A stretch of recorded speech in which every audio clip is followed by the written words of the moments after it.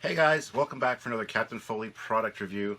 Today I'm going to be looking at the South Bend Enterprise. Now, this is an older one. This is from 1979, but I just acquired this beauty and it's in fantastic shape. And I'd like to send a special thanks, shout out to Ken Stokes for selling me this beautiful, beautiful ship. This ship I didn't even know existed for many, many years. Otherwise I would have tried to get one sooner. I just recently found out about the South Bend Enterprise. And then I remember kind of when I was younger, maybe reading about it in one of the Star Trek magazines or something of the such. So, yeah, I'm glad I finally got one. I think it's probably one of the, holy grails of Star Trek collectibles. Released 1979, it's got Star Trek U.S.S. Enterprise on the base. The base is just red plastic. And here's the ship itself. This one has very little yellowing on it, which is beautiful, especially for its age. There is a little bit of yellowing in some spots around the ring and whatnot, but not a huge deal. Almost all the stickers are intact. This one's got a little bit of wear on it, and the one on this side is actually missing. And one RCS thruster is missing, one of the RCS thruster stickers. But when I mentioned this in my captain's log, I was told in the comments by somebody to scan the actual ones that are here and then print them off in a sticker format and then just reapply it. So, I mean, that's something that can definitely be done. Now, the beautiful thing about this, it still works, the electronics still work, and it's very simple.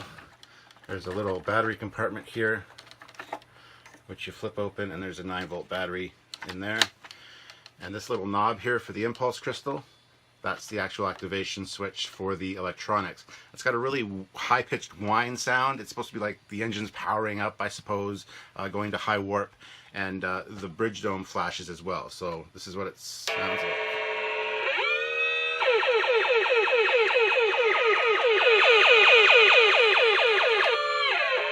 So sorry for that, guys, but I wanted to show you that it still works. Those are the sounds it made. Don't ask, I don't know. They didn't have advanced sound chips back in the day, so that's what you got. So that's cool. Other than that, this thing's in fantastic shape. Very, very nicely done, proportioned. The problem is you got these things, but those are there for a reason. Also the holes around there for the speaker. This is modeled after the original Phase 2 Enterprise before it got redesigned and redesigned and kind of touched up by Andrew Probert to change some of this look. This is very much with TOS Enterprise bridge and the BC deck, although it does have airlocks on each side, which of course the refit doesn't have, and it's more rounded than the refit. Different shapes and stuff in here, but other than that, it's pretty much refit perfect. So this was done before the actual finished refit was put together, I think. Good thing it does have the actual refit engines, however. It does not have the Phase 2 engines, which I'm not a fan of. I'm not a fan of the Phase 2 engines at all, so I'm glad it has the refit engines. That makes me happy. Other than that, it's got a lot of refit touches that weren't necessarily on the Phase 2 one, so it's odd that they kept just the bridge, but I think that was probably one of the last things they changed. It does have some bulk up here where the neck attaches to the saucer, which isn't on the actual Enterprise, but that's just basically because of that battery compartment. I mean, I'm sure if this was made in this day and age, it would have watch batteries or some such thing, and they could make it proportionally perfect. So, other than that, fantastic, fantastic, fantastic. Got a little bit of yellowing on some of the stickers there, the pennants on the side. It's got all the landing pad stickers. Registry's fine. So, and according to my engineering monitor displays, this thing is checking out perfect, nearly perfect. So that's a good thing. Now, I'm going to put this back on the stand for a second here and show you the instructions. This did not come with the original instructions. I had them printed off so that I could enjoy them. And take a look here. It's got all the parts. It's got the primary hull. It's got the warp thrusters. These are called warp thrusters and not nacelles, so that implies they generate thrust, which is odd. secondary hull warp thruster struts, stand, and pressure sensitive labels for the stickers. That gives you some battery instructions, how to put the 9-volt battery in, and then how to build it in its normal configuration and to go on the stand. And then on the bottom you got some of the different configurations that you can look at, which we're going to get into in just a second. On the back, of course, we've got the sticker placement sheet and just the limited 90-day warranty and mailing instructions for South Bend Toy Manufacturing Company Incorporated. So I'm still looking to get the original set of instructions, so if you know anybody that has them, comment below, and I would definitely be interested in purchasing that, as well as an original box for this thing. This thing is in such great shape that I wouldn't mind having like the whole package kind of thing. So yeah, that's what we have with the instructions. So now one of the funnest things about this is the reconfigurability of it. So let's just get right into that and play around with it. Comes together quite easily. As you can see, got different slots that plug in. They just very easy to take apart. That's what this toy is designed for, is to be taken apart. So the first configuration we'll go with is the Scout. This is a standard Federation Scout, much like the Saladin, the TOS Saladin. Single nacelle configuration. No deflector dish, I know what you're thinking, but as we know with the Miranda and stuff, it does have navigational deflectors. It has to, but they could be hidden. They could be smaller on ships like that. The Defiant or the Reliant has that back part with the little bumps protruding out, which are very similar to the ones around the deflector, like this, on the refit. So those could be more short-range navigational deflectors. You can also have them built in the front, much like modern aircraft have their radar hidden in the nose cone, things like that. So don't freak out about not having a navigational deflector. But there's the single-engine Scout configuration, and I think too, this is a little far forward. I think it should be back here probably a little bit. Not a huge deal, and it should probably be the other way around, even though Andrew Probert has stated that the Reliance engine should have been like this, because the power feeds and everything on the nacelles would be the same as on the Enterprise. They wouldn't bother reconfiguring for the top, but I disagree. See, I think something like that would look a lot better. But it is what it is, right? So there's the first configuration. The next configuration is, what do they call this one? They call this the transport or the tug. So you put that back on. And you plug the nacelles, struts, into those housings. And reattach the nacelles. There you go. You've got like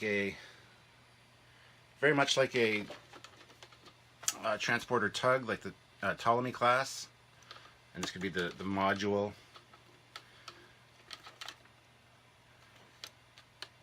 Now I think a lot of FASA designs came from this reconfigurable ship. I mean, if this was available in 1979, people had it, and then FASA came around in the 80s. This would be the perfect thing to start making designs with, and this is very much what a lot of the FASA ships look like. So I have no doubt that that's exactly what happened. So I think this South Bend Enterprise is a lot of the reason for a lot of the FASA designs we've seen, so thank you, South Bend. There's also this way, without the secondary hull, which you could attach like cargo modules here, very much like the Ptolemy class. But it's got a nice head-on look. I think that looks really cool, actually. From the top, it looks good. From the side, not so much. The engines, I think, are a little far forward, but not a big deal. Overall, I think it's very well done, so no problem there. Oh, I'm sorry, this is just the transporter tug without the secondary hull. Once you put the secondary hull on, then we've got what's called the Experimental Class 1. So I don't know why you need a whole engineering section if your engineering struts are coming out of this saucer module. I think you'd have all of this part in here would be engineering, and they probably have a horizontal warp core feeding the nacelle struts. So this could be all shuttle bay, perhaps, cargo, like marine transport, something like that. So that's the experimental class 1. And then next is the experimental class 2, which is quite simply plugging them into the bottom of the secondary hull. I know what you guys are thinking. This looks really silly. This looks really strange. Why would you do that? I don't know. It does look kind of odd to me, but it's interesting nonetheless. So I don't really have a problem with it. Actually, from this look, I think this was what inspired the Chandley class from FASA with the big, wide, low-slung engines, which was a marine transport. We've done some Trekyards mission briefings and things on that. So, but there you go. There's that look as well. Now, another look that somebody was mentioning in the comments of my captain's log where I showed this was that back when they had it as a kid, they would put the secondary hull on like that when it's in transport mode. So it's got a forward-facing shuttle bay. I know the deflector's at the back, but I mean the deflector on the Federation class Dreadnought, there's a big one at the back. Oh, it's not a deflector, it's a sensor dish. So that's exactly what this could be as well. Again, cool configuration, something that's really neat, and could be specifically designed this way for launching fighters. This could be a fighter carrier kind of thing. This back part you could even reconfigure to be like another shuttle bay, so it's like a fly-through shuttle bay, although I'd probably turn it the other way around again. But so there you have it, a few of the configurations. I mean, it would be really cool if you could do like an X shape, put nacelle struts at the top and the bottom here. What I think needs to happen, and hopefully somebody will make this happen. See, that kind of look is kind of neat. That's a cool design. But I think somebody needs to 3D print these parts. 3D print the struts and the nacelles and sell them individually so that people that have a South Bend Enterprise can configure it with more different looks. Like have this kind of thing going on. I mean, it looks silly, it looks tacked on, it's kit bashy, obviously, because that's what this is. The very definition of a kit bash design is swapping parts out. But I think to have 3D printed ones and not have to track down South Bend parts, because the people that want the South Bend parts want a complete kit. They don't want just the parts, and if they do buy the parts, I mean, they're hard to find just in the nacelles or whatever. So 3D print these, make them light, and I think you'd have something that would sell. Just my take on it, but also a company needs to redo this and make it a little bit better and bring it up to modern age. With modern sound effects, lights, a glowing deflector. I mean, it's not even blue. So I think there's a lot of potential here for new toys from new companies like Art Asylum, Diamond Select, Polar Lights. They can do something with this, and I mean, I have to get the rights from South Bend, and I don't know what's up with South Bend, if they're still in business or whatever, but that's the way it is. So yeah, hopefully you guys enjoyed this video. I'm going to do a quick close-up of the ship and on the desk here to wrap this up, and then hopefully you guys enjoyed it. Please, if you did, give a like. Don't forget to subscribe to the channel. There's a lot more reviews of products and things, as well as Trekyards and a whole bunch of other stuff on here. So please like the video, share the video, and yeah, thank you for tuning in for the South Bend Enterprise. Let's do some close-ups. Look, I got it on the base wrong. Let's try this again. Poof, there. Now, let's do some close-ups.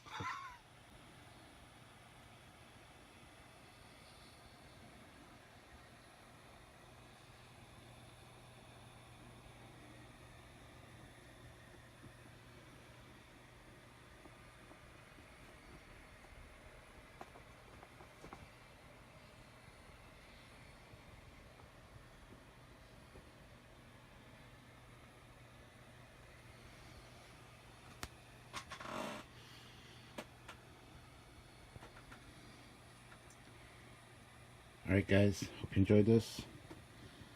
Until next time, I'm Captain Foley. See you later guys.